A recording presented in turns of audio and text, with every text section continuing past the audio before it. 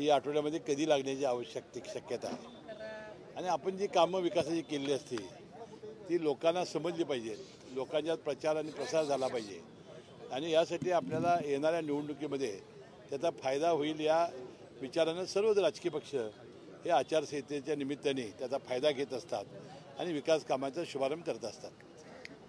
आयुक्तांच्या कामाबद्दल केलेलं होतं, मात्र आज देखील उपस्थित राहिल्या नसल्याबद्दल तुम्ही भाषणात नाराजी व्यक्त केली, काय नेमकं? नाही, त्यावेळेला जे मी बोललो होतो त्यावेळेला घनकचऱ्याचा गंभीर प्रश्न होता आणि थेट पाईपलाईनचा होता विषय. त्याबद्दल मी त्याला म्हटलं होतं की जरा तुम्ही लक्ष घाला, माझा काय त्याच्यावर राग नाही. आत्तासुद्धा त्या स्वतः मला फोनवर बोलल्या असत्या किंवा असं जसं माझी अडचण आहे.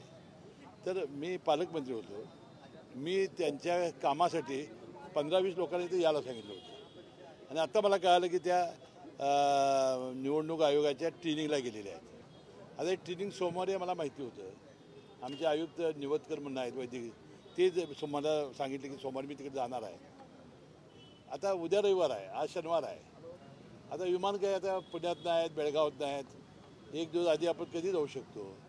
निदान मला त्या फोनवर बोलल्या असत्या तर मी त्या लोकांना तो त्रास झाला तो झाला नसता. ह्या पोटी म्हटलं किंवा तुम्ही मला बोलला असतं तर बरं झालं असतं, बाकीचा काय राग नाही.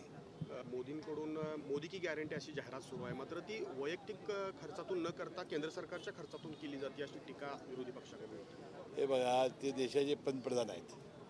त्यांनी जी विकास कामं ज्या व्यक्तिगत योजना सामान्य माणसासाठी राबवल्या त्याची जी जाहिरात करतायत आणि त्यामध्ये 10 वर्षामध्ये देशाला स्वातंत्र्य मिळाल्यानंतर जो प्रचंड विकास झाला आणि प्रचंड गोरगरिबांची कामं झाली ती करण्याचा त्यांचा प्रयत्न आहे. त्यामुळं केंद्र शासनाच्या निधीतून केला काय आणि कशातून झाला काय हा सरकारचा कार्यक्रम आहे आणि सरकारी कार्यक्रम ते राबवत आहेत.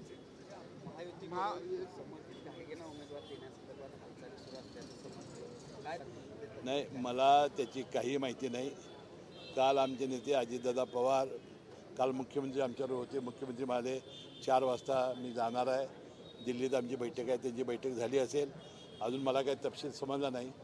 परंतु तिन्ही पक्ष बसून जो निर्णय घेतील, जो उमेदवार देतील त्याच्यामागे ठामपणानं उभा राहणं आणि हाडाची काढं रक्ताचं पाणी करणं हे माझं काम आहे, ते मी करेन. पालकमध्ये कागलमध्ये तुमचा लिस्ट आहे, अशा वेळी जर समजित घाटगेंना उमेदवारी मिळाली तर तुमची भूमिका काय असणार? नाही, अहो कोण उमेदवार द्यावा हा त्यांचा प्रश्न आहे.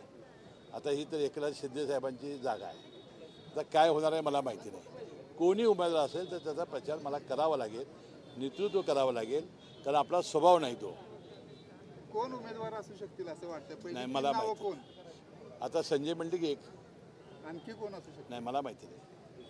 आज तर आमच्या डोळ्यासमोर तेच आहेत, कारण ते खासदार आहेत आणि एकनाथ शिंदेचे ते आज उमेदवार आहेत आणि त्यांना जर काय बदलायचं असेल किंवा काय असेल ती वरती चर्चा करतील. शाहू महाराजांचा आदर असेल तर मग जागा बदल होत नाही. सतेज पाटलांचं मी आव्हान ऐकलं, पण राजकारणामध्ये असं होत नाही. इतका बालिशपणा त्यांना कुठनं आला मला कळत नाही.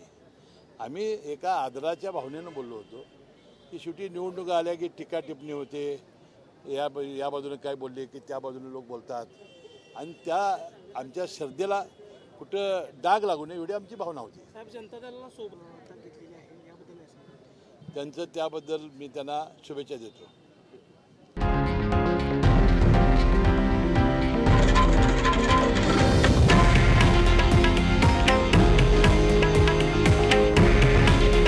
हे आहे देशातील नंबर 1 न्यूज नेटवर्क आणि आपण पाहत आहात TV9 मराठी.